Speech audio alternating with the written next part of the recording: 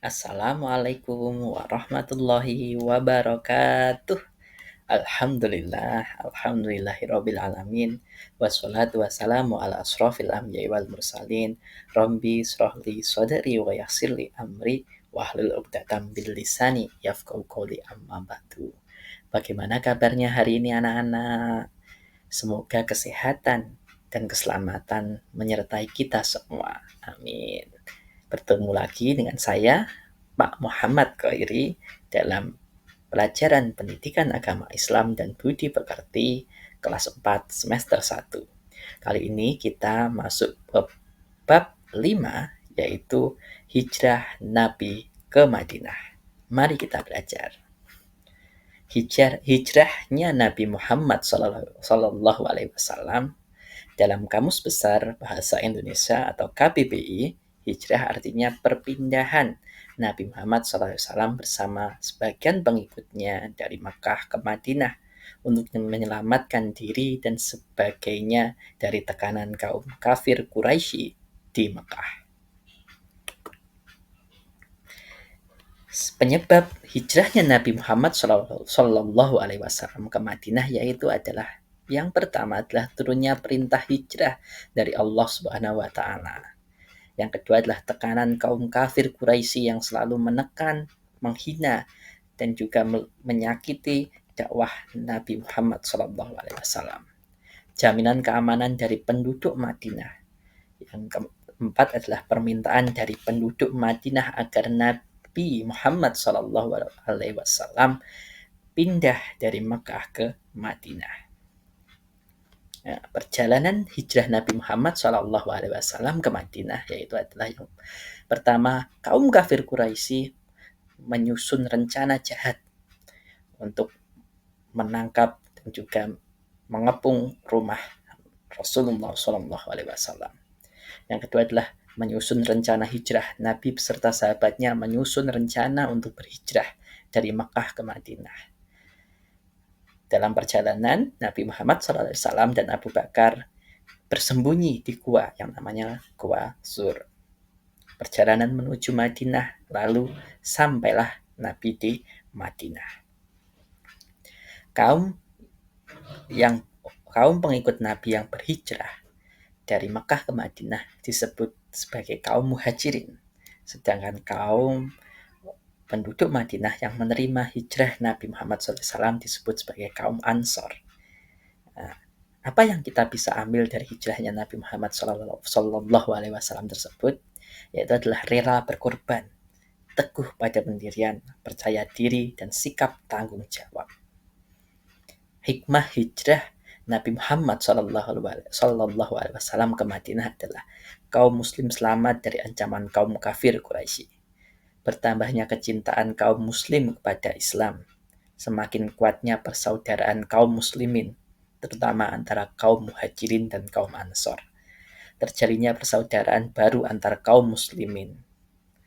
Cukup sekian dari Bapak. Semoga kita bisa meneladani dan mengambil hikmah dari peristiwa hijrahnya Nabi Muhammad SAW dari Mekah ke Madinah.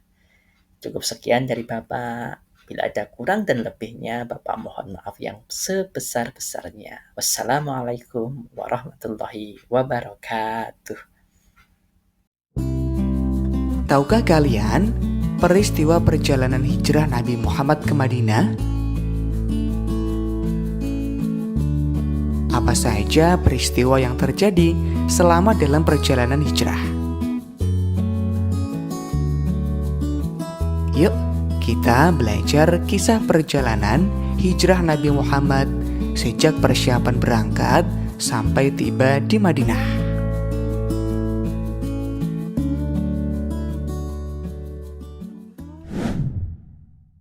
Doa sebelum belajar. Rabbi zidni ilma warzuqni fahma. Ya Allah, tambahkanlah aku ilmu, dan berikanlah aku rizki akan kepahaman.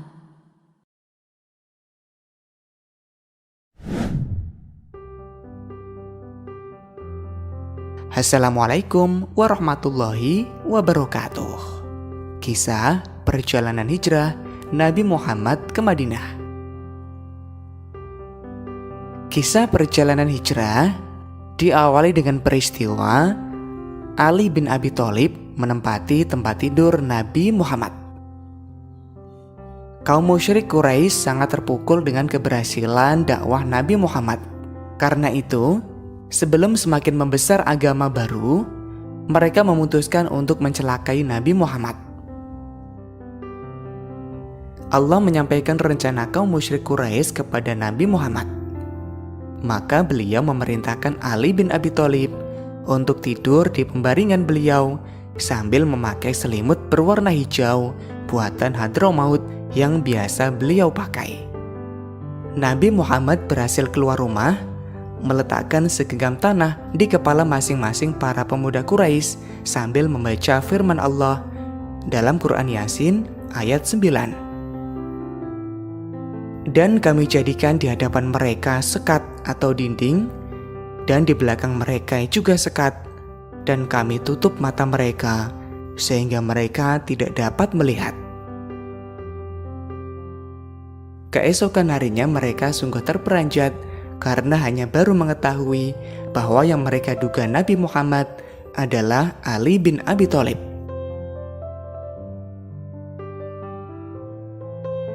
Nabi Muhammad ke rumah Abu Bakar. Pada suatu siang menjelang hijrah Nabi Muhammad, beliau berkunjung ke rumah Abu Bakar. Nabi Muhammad menyampaikan pada Abu Bakar bahwa beliau telah mendapatkan izin untuk berhijrah. Abu Bakar menyampaikan bahwa dia telah menyiapkan 2 unta, satu untuk Nabi Muhammad dan satu untuknya guna perjalanan ke Madinah.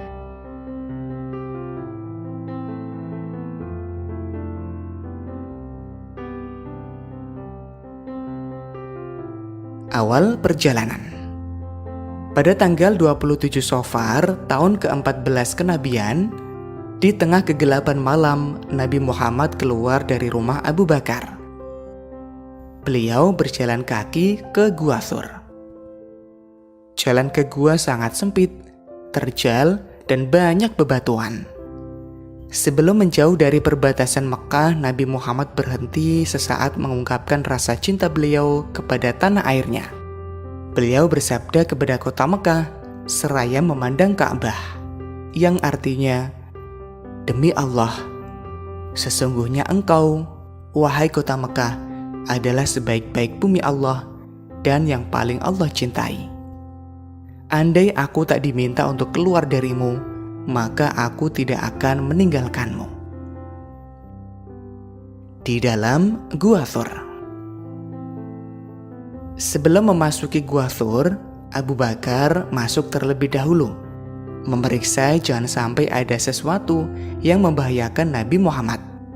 Dan setelah segalanya aman, Abu Bakar mempersilahkan beliau masuk untuk beristirahat.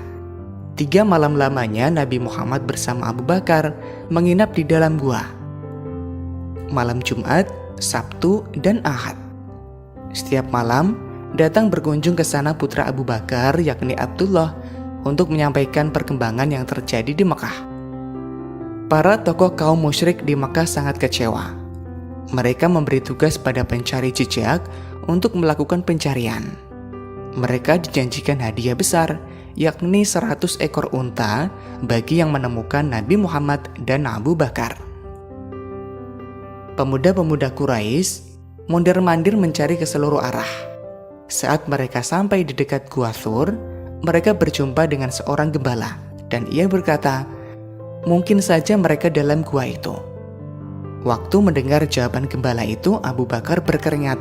Ia khawatir mereka akan menyerang ke dalam gua. Kemudian orang Quraisy naik ke gua, tapi selanjutnya ada yang turun lagi. "Kenapa kau tidak menjenguk ke dalam gua?" tanya teman-temannya. "Ada sarang laba-laba di tempat itu, dan saya lihat juga ada 2 ekor burung dara hutan di lubang gua. Jadi saya mengetahui tak mungkin ada orang di sana." Nabi Muhammad semakin bersungguh-sungguh dalam doanya, dan Abu Bakar semakin ketakutan.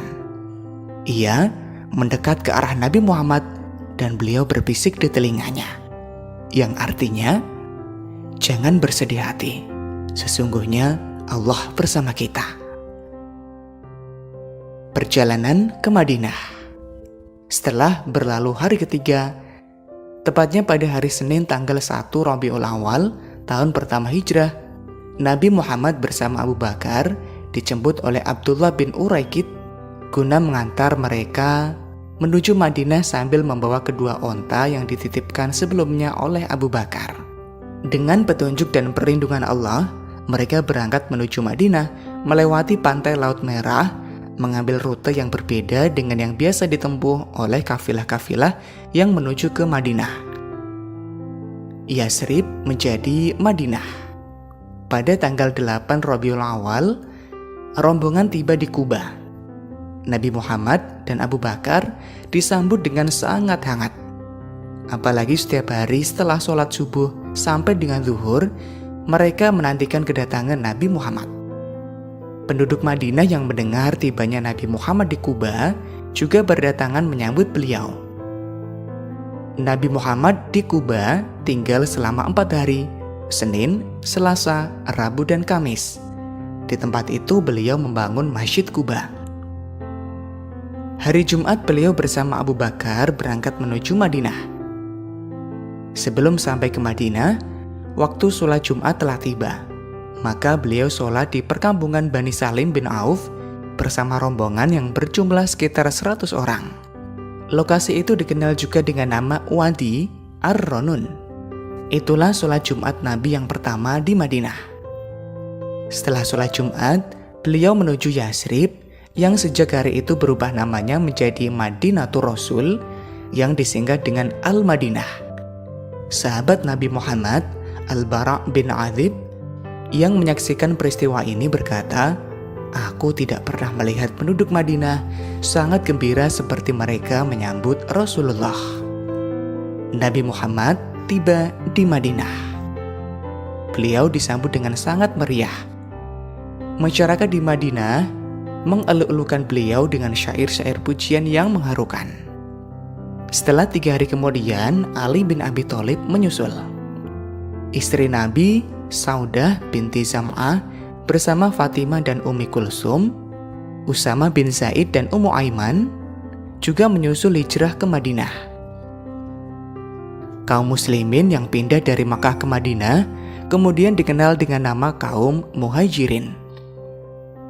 Dan penduduk Madinah yang membantu perjuangan dakwah Nabi Muhammad setelah hijrah ke Madinah disebut kaum Ansor. Demikian perjalanan hijrah Nabi Muhammad ke Madinah. Untuk memulai babak baru, tugas mengeluarkan manusia dari aneka kegelapan menuju cahaya Islam. Mudah-mudahan bermanfaat. Sampai jumpa di materi berikutnya. Wassalamualaikum warahmatullahi wabarakatuh.